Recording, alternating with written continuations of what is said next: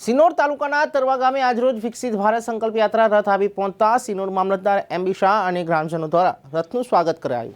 કેન્દ્ર અને રાજ્ય સરકારની લોકકલ્યાણકારી યોજનાઓની માહિતી અને તેના લાભ દરેક જનસમુદાય સુધી પહોંચે અને તેમની જીવનશૈલીમાં સકારાત્મક પરિવર્તન આવે તેવા ધ્યેય મંત્ર સાથે નીકળેલી વિકસિત ભારત સંકલ્પ યાત્રા રથ આજરોજ સિનોર તાલુકા તરવા ગામે આવી પહોંચ્યો હતો.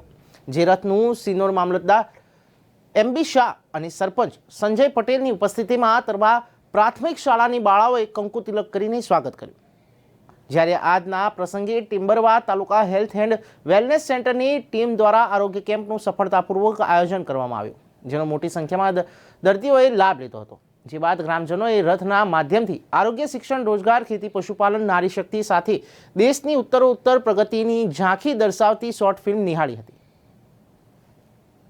આજરોજ તરવા ગામે તારીખ 7/12/2023ના રોજ વિકસિત ભારત સંકલ્પ યાત્રા આવી છે અને તેનું સ્વાગત કરવામાં આવ્યું છે.